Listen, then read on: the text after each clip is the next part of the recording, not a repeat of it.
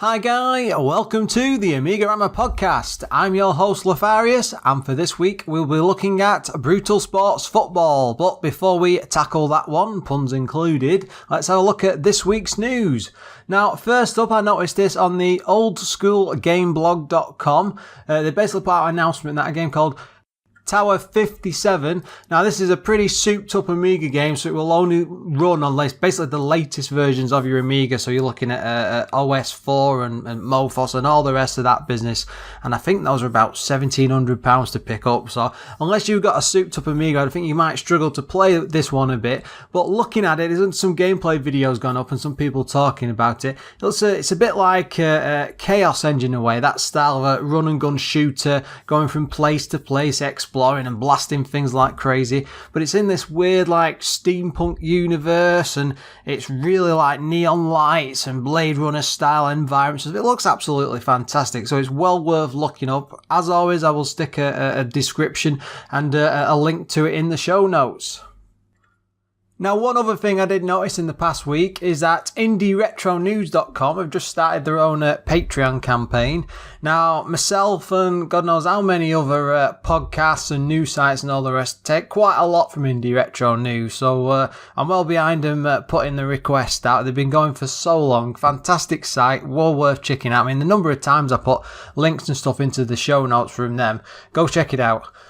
And another thing that popped into my general news feeds this week was that Digitizer 2000 are doing a Kickstarter for basically for a retro gaming, I think a mix of modern gaming shows as well. They're having presenter Danny Wallace is involved, Violet Berlin, and Big Boy Barry, who was on lots of the game shows back in the day. Now, this is pretty fascinating thing really, because like in general Digitizer had a bit of a problem with Amigas back in the day, and they mostly did it for the humour, and it's quite funny going back through some of the history over on digitizer2000.com. But the fact that the show they're talking about, it sounds a bit like Games Master, what used to be out on Channel 4. And the fact that they're not just going to be doing like Let's Play videos or just random news or anything like that. They're really going on the underside of games and really having to dig into it. And just go and have a look at the Kickstarter. He spends ages talking about what I could say around about it here, but it sounds really, really interesting. And this is the sort of thing we should be supporting, especially if you're into like games and retro games and stuff. And I think last time I checked, they were up to about £33,000. I mean, originally the goal was £7,000. I mean, I backed this myself. I'm well behind this. It sounds absolutely fantastic. So yeah. One of the things I've noticed in the last few weeks, especially looking at the show download figures, that we're definitely getting an increase. I mean, it seems to do really, really well with episodes on like Hero Quest, and the RPGs tend to do fairly well. And I'm quite impressed that, 20 odd episodes, and we're still going week by week. And I'm so impressed that I've managed to keep this going for so long. I was worried I'd be like burnt out or something, but I'm still enjoying doing the show every week. It's fantastic fun doing a bit of research and playing the games, and it really lets me dig into the titles a lot more than say if I just like had a collection of retro games, because I'd be dipping in and out constantly and not really putting much focus on. So it works two ways. The show's great, I'm enjoying doing it, and long may it continue. But one thing I have noticed is we've got loads of people, and I can tell, I know you're all out there, you're listening right now on it, but loads of us are downloading the show on iTunes, and I'm pleading that somebody just goes back onto their iTunes app or onto the iTunes program on Windows or whatever they're using, and just leave me a review, because especially with iTunes, because it's like the big thing, the reviews on that really count, because they push you up to the top of searches, I think, and all them results and things, and it just helps me get out there to more people, and others realise that we're on there, and it gets shared with other shows and stuff. So if you've got just 30 seconds, please, for the love of God, go onto iTunes and just leave us a quick review. It's time to move over to this week's game, and for this week I've picked Brutal Sports Football, which is part of the Brutal Sports series, but I think that's getting a bit crazy with the naming conventions. Now, I have a fair bit of experience with this, especially back in the day. I think that period, the early to mid-90s, where the graphics from this were like a big, thick, chunky style, and it seemed to be like fashion at the time, like things like Speedball 2 and Chaos Engine and stuff like that. You know, it's all very similar, uber violent, pushed to over the top graphics. I don't know what was going on with the world at the time, because these were all UK based games, but maybe we were all just a little mad back then. But the publisher for it was a company called Millennium. Now, they were responsible for the Adventures of Robin Hood, Rome Pathway to Power, which we did in episode 5. Yeah, I think episode 5. God, that was a long time ago, wasn't it? Morph, all of the James Pond games. I mean, I was going through the list just trying to pick out some of the better ones, especially stuff like Robocod, you know, James Pond 2, absolutely fantastic. But these were like prolific publishers at the time. They pretty much had their hand in so many pies. It was developed by a company called Teak, I think I'm saying that right. Teque. It sounds right, doesn't it? They also programmed a fair few amount of games as well. They did lots and lots of licensed titles, involvement in Chase HQ, Shadow Warriors, Man United. I think that was Premiership League. That was the good one out of all the Manchester United games. So yeah, an interesting list. So they were used to sports and arcadey titles, so it's no surprise that they'd be handed something like Brutal Sports Football. Now, this came out in 2 editions. The first in 1993, it was ECS OCS, which is basically like your A500, 600. There was an AGA version as well, released at the same time, which was A1200 with basically expanded graphics in a way, so better colours, made use of the chip. And then a year later, when the CD32 came out, they did a special console version, which was pretty much the same as the AGA version, but they expanded it with a bit of CD music.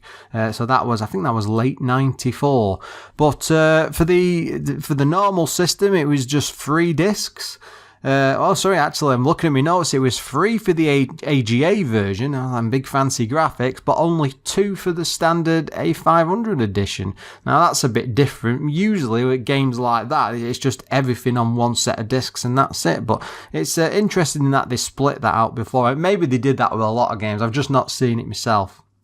Now, coders behind this were a chap called Paul Stapley and Peter J. Jeffries.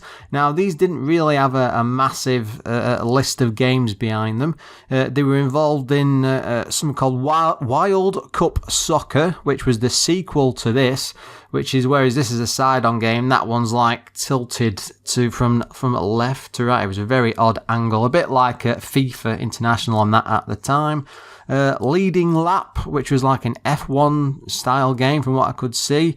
I put it down as Pitfall. This is my dodgy writing. That should say Pit Fighter, the arcade game. I've actually played that in the past at the time. Oh my god, that was terrible. That's probably worth an entire episode to itself. And something called Carl Lewis Challenge, which looks a bit like a Daley Thompson type game to me, unless there's something wrong with my eyesight. The graphics were done by Tony Hager, I can't pronounce that one right, and Ian Stevens. They were all involved in the same games I just said for the other 2 before, so it's very all in-house and a small team. They didn't really do many games that I could learn of beyond that. Now, this is the interesting part. The music was done by Richard Joseph. Now, he's very, very prolific in like the Amiga music scene. Some of the stuff this guy's been involved in, you know, like games like Cannon Fodder, Chaos Engine, lots of like those type of releases. Flight of the Amazon Queen, which we covered in. Was that episode 10? I don't even know my own listings, but great music. The guy really had a talent for it, especially on the 16-bit system. So it's probably worth going looking at his like, do you call it a discography for something like Amiga music? But just going through the release list, I could spend the next 5 years reading it out. There was that many titles he was involved in. Now, one of the other reasons I picked this out and why it really stood out in my memory is a few years ago, I have a YouTube channel just called Lorfarius, and I've been I mean, that's been going since 2009. I've done over, I think, 1,100 videos now. It's huge. It's actually, it's been going for such a long time. And years ago, I recorded the Atari Jaguar version of this, Brutal Sports Football. And it probably got a few hundred hits. I'd never done any. It was just a side video, nothing fantastic. I mean, I've got a very mixed history on that channel. Some of them have done extremely well, like 20, 30, 40,000. It's not, I don't post on there regularly. I haven't for several years. But I had this video on there for the Jaguar edition of the game, and nobody really played it. And I think it was one of my favourite Jaguar games at the time. And then Kotaku were doing an article, it was 2015 or 16, called The 5 Strangest Football Games. And as soon as they posted that, I got like a link off, a nod on someone on Twitter saying, isn't this one of your videos? And I wandered over there to have a look. And it was. They'd featured my video about halfway through the article. I don't really refer to it, just mentioned it by name. But my God, within like 3 hours, I'd had 8,000 hits. The viewing figures just went through the roof. And it was quite interesting because I'd never been featured on like a big news site or anything like that before. I wish they'd done that with the rest of my videos. I'd still be going strong on YouTube to this day. Weirdly, there's no story to this game. Now, when you first open it up and go to like the title screen, you've got this gorgeous picture of like a 2D side-on picture of the stadium and character select, and they're all these old guys and big long flowing beards and everything. You think there's got to be some sort of story linked to this, but when you read the manual, it's all as if it's a commentator from one of the games talking about the uber violence and all the crazy things going on. And there's no like, it's not like saying Speedball 2, I think, where there's like a dystopian type future when people have got no choice but to play this game and all that crazy science fiction stuff. There's nothing. There's literally, it just throws you straight in, no story whatsoever. I mean, this is basically, it's like a weird mix of American football, but maybe with a dash of rugby thrown in, because there's no like over the top armor or anything, but there's no rules whatsoever. There's no like referee running around singing fouls and stuff. You can't lose the ball off in the crowd anywhere. You can only throw it against the wall and stuff, again like Speedball 2. So it's all it's side on. It's like Speedball 2, but yeah, twisted to the side. I keep saying Speedball 2. I think I'm addicted to that game. What can I say? Now, the one thing, this is a sports game, sort of. The control system it's very, very simple. To kick the ball, you just a long press on the button. If you tap it, it passes to another player.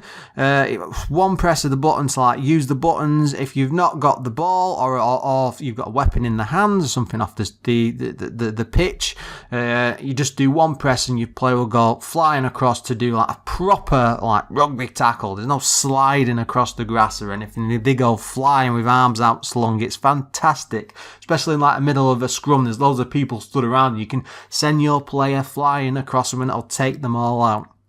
Now, as I'd say before, a bit like the time, these sort of graphics were very much in fashion. I don't know what it was, but they're extremely chunky. Everything's got that big gritty feel to it. The players, like I say, they've got big long beards and big muscly torsos and all the rest about it. It's sort of like them old Greek crazies, but even bigger. It's proper over the top, and all I kept thinking as I was playing it is I could be playing Chaos Engine. The graphics are that sort, even on a side-on view, it just matches that perfectly. Now, the aim of the game, nice and simple. All you've got to do is score a goal. You run from left to right.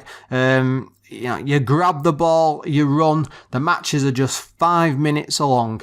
I mean, there isn't much to these matches. I'm trying to put all this into a sensible conversation, really, but the entire part of the game, I think, is just about getting involved in these huge, massive, brutal brawls. It pretty much earns its name. All this is about violence and taking players out, and as you go on through the match, because they do last for quite a while, eventually you knock down the energy bars of other players. You can, using a weapon or even a good punch, you can decapitate them. Then you can then you can like pick their heads up and use it as a weapon and go and beat other players up around the match. It's brutal. One of the other shocking things about this game, when somebody goes down on the floor, if you run over to them quick and stand over them and start banging fire, your player will start stomping on their body or their head. There's not like sprays of blood flying out, you know, because this is the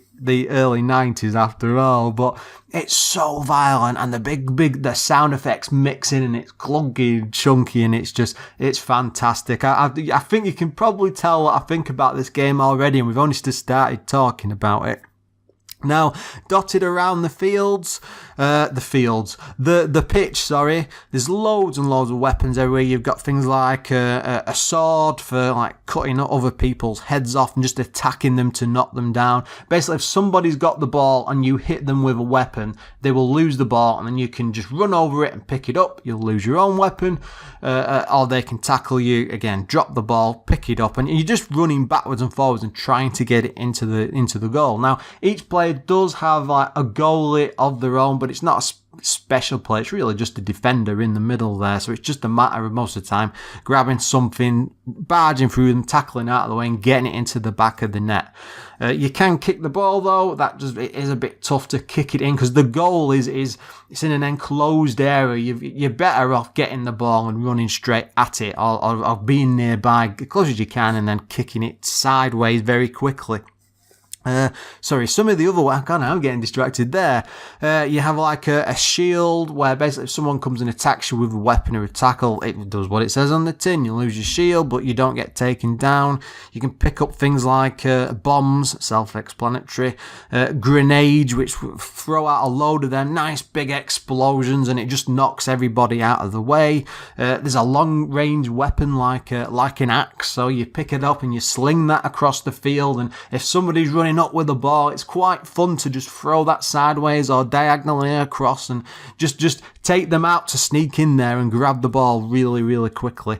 Now, there are a few items dotted around the pitch, and I think you can collect up to 3 of these at any one time. They sort of so you can get them all at once, but you've got it's like a hare, like, you know, a rabbit running around. I mean, what the hell is a rabbit doing in the middle of this brutal sport? But you grab that thing and you basically get this massive speed boost, and you really start flying around the field at high speed. It doesn't last for too long, probably about 10 seconds at best, but if you've just grabbed the ball and you manage to get one of them, because this is a hare hopping around, it moves fairly quickly, the boost you get from it is absolutely fantastic, because you can be like 3/4 of the way down the pitch and in the back of the net before the other player can react to it. There's also like a tortoise wandering around the pitch that slows the entire team. That's very, very annoying, and sometimes you can pick that up quite by accident. Then there's that sort of thing, there's like a running ball. You grab that thing running around, and what it does is it makes the ball sprout a set of legs, and then the ball drops behind you, and wherever you run to, the ball will follow, so you can run across the field. Now, the other players can grab it, but the great thing is it creates the extra barrier of your player in the way. And if you've got someone behind you, you can move up towards the net and create a sort of a wall behind it. And then as you get taken out, the other player can just automatically run in, grab the ball, and that gives you a chance to kick it in the back of the net. My God, that's really complicated, isn't it? But in the madness of the moment, it works really, really well. There isn't much in the way of tactics to this game, but you can set 3 formations. There's it's like an aggressive one, which is pretty much the team is all out attacking, standard, bit of attack, bit of defense, you know what you would expect. A defensive mode that pulls back your entire team into your half of the pitch, and the attack with even more force. Now, the game does have a couple of modes. There's a knockout mode. Basically, you just keep playing until you're beating other teams, until you win, like the league. Oh, sorry, I don't know what you call it, like the mode itself, like a cup. If you lose, that's it, you're out. There's a league mode where you play against lots of other teams, and it's all about earning points to win. I did try that. You don't really win much when it finishes, because there's no real story for it. As you're playing through the game, you can earn money, which you can use to like repair and heal your players and stuff. There's also, it's called the Unfriendlies mode, and it's a friendly if you've not worked that out, but that's just a standard 2-player game. But the thing is, with the other modes, you can have up to 8 players playing, as long as, you can only ever have, sometimes you play against each other at the same time, but most of it, you just take turns as it works through the pitch and stuff. The great thing about it is that the controls are absolutely fantastic. It's very intuitive. It's quite simple with the button presses. It's not like, say, with some of the football games where you haven't learn how to dribble or tackle or do like a scissor kick or something like that. There's none of that. It's very, very simple. It's single button presses, a bit more pressure, longer, and you don't have to react beyond that. And the other thing to it is it adds a lot of weight to the way you play the game. All of the players feel, I'm using it again, they all feel chunky. That isn't that weird, but they really have some weight to them. They feel absolutely huge as they're dashing around the field and you're taking out other players and stuff. You just sit there and you think, my God, I'm a tank. That's it. You feel like a tank. It has some awesome sound effects as well. The noise it makes when you cut off or tackle someone and it takes the head off, it's like this real satisfying squelch. I don't know. I'm sure that's probably what that would sound like, but it just matches it perfectly. You've got things like the crowd cheering all the time, and I really like the crowd noise. There's not music playing through that. It's a proper crowd cheering going up and down. I don't know how they would have recorded that back in the day. They probably must have gone to some local football match or something. But one of the great things about it, because you do it quite a lot, is when you're stomping the players and it really sounds like the boot is cracking and crunching down. What can I say? It's got some awesome sound effects. When you do decapitate people, by the way, they don't just get up and re-heal. They're pretty much out of the match, and the game is quite long with the 5 minutes. And as you get further and further into the match and less players there, it becomes more of a quick run and dash game. You've really got to be careful because you have to survive.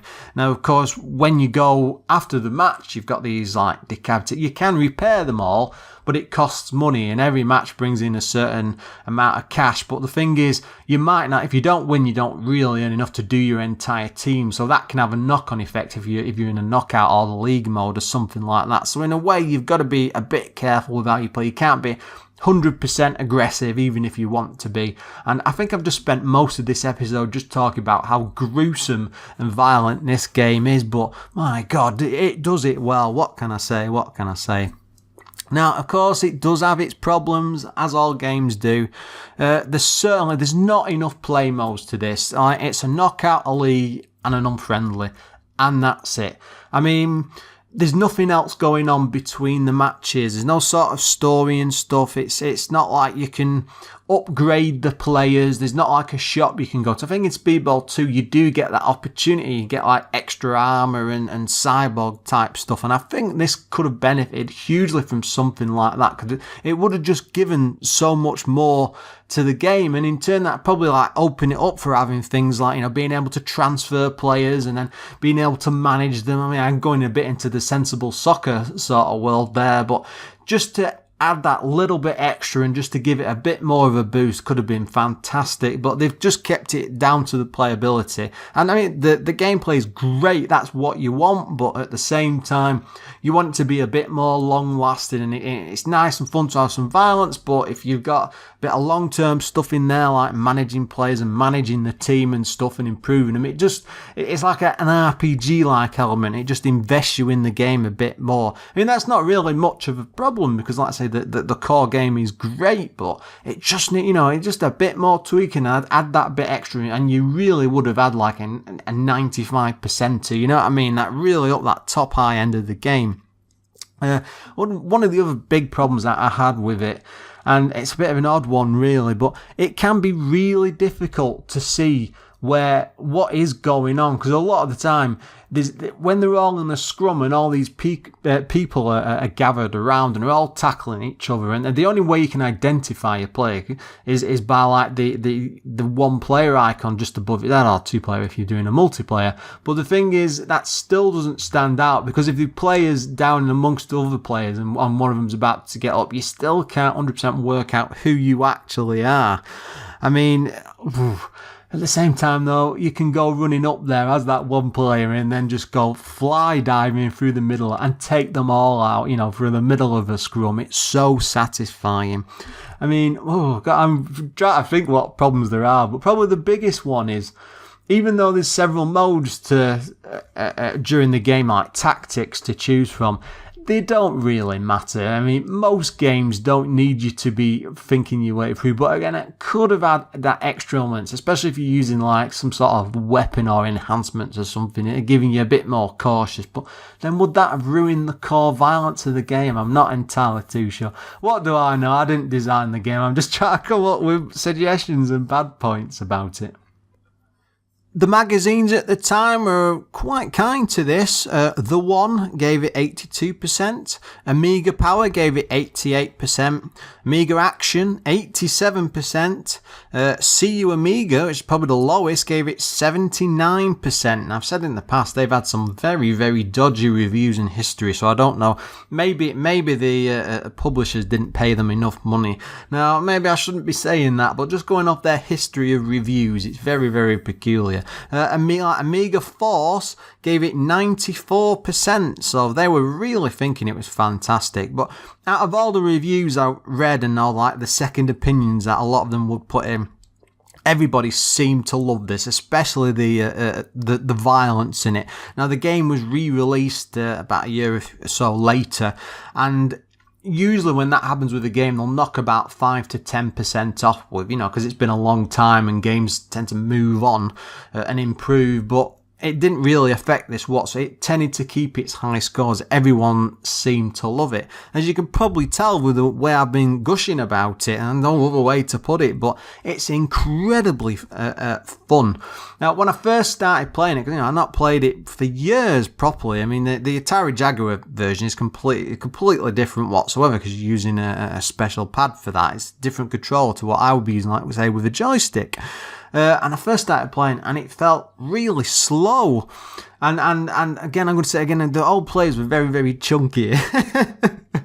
But the great thing is, even as the match starts going on, you think, and it felt a bit like, I've got 5 minutes of this, and the clock's ticking down slow. But as you get into the brutality of it and you start tackling people more and more, it just seems to open up, and it all just seems to click and make sense. You've not got to go in this thinking like this is a standard sort of like sports game. It's not. It's like an arcade sporty brawler. That's probably the best words I can think of for it. I mean, it's incredibly satisfying. All of the players have that extra added weight. It feels like they feel slow enough but just quick enough to keep moving around the pitch, to keep you on your toes. But when you go in there for a tackle, you know you're going in there to take them down, and it's very, very satisfying to take all the other players out. And when you start, the great thing about it is, even there's only a few like upgrades and items to pick up, when you do pick them up, they all have a great use, like the weapons for the swords and stuff. But when you pick up the hare and the rabbit, and you get the speed and you can start flying up and down the pitch, you can get that quite often throughout the match. So, but not enough that it ruins the game, that it makes you almost invisible, because it's still difficult, because all it takes is for another player to jump towards you and tackle you just right, and then you're down and out for the count, and then someone has to come in and get the ball, and it just becomes this mad scrabble to keep constantly picking up the ball.